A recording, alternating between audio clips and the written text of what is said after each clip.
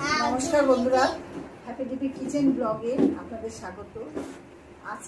আজকে থেকে আমরা ওই কিচেন ব্লগটা যোগ করলাম, কারণ হচ্ছে হ্যাপি ডিপি এর আগে দিয়েছিলাম, যখন স্টার্ট করেছিলাম হ্যাপি ডিপি দিয়েছিলাম, তখন বেশি হ্যাপি ডিপি ছিল না। এখন এখন যখন আমরা নতুন করে স্টার্ট করেছি, এত হ্যাপি ডিপি এসে গেছে না, মানে খুব মুশকিল হয়ে যাচ্ছে।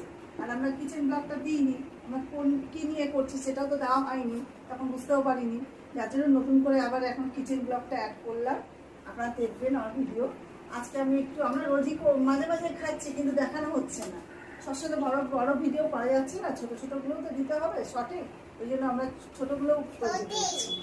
আর এই বাচ্চাদের জন্য তো পারি না, সবসময় পেরেও ওঠা যায় না, ওই জন্য ছোটোই করছি। এই যে দেখছেন তো, সমানে বিরক্ত করে, মানে বিরক্ত করে কি থাকবে আমার পাশে থাকবে সব। সত্যি সত্যি আজকে আমরা স্যালাড প্রায় খাই, স্যালাড তো সবাই খাই অনেক রকম ভাবে।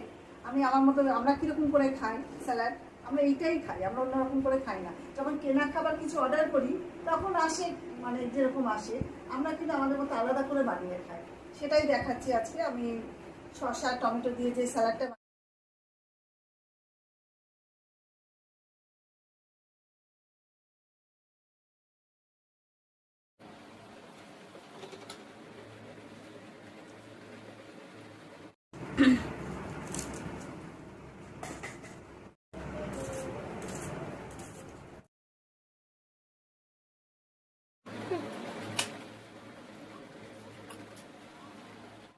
এটা সাদা লবণ, এটা বিট লবণটা একটু বেশি দিলাম।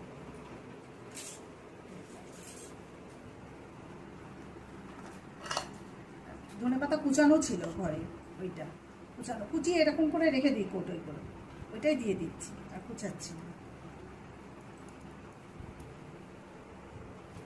আর লেবুটা চিপে দিচ্ছি, লেবু রসটা দিতেই হবে, নাহলে ভালো লাগবে না।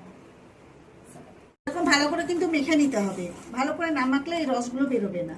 আর ঠিক খাওয়ার আগের মুহূর্তে এটা বানাতে হয়, নাহলে লবণ তো নরম হয়ে যায়।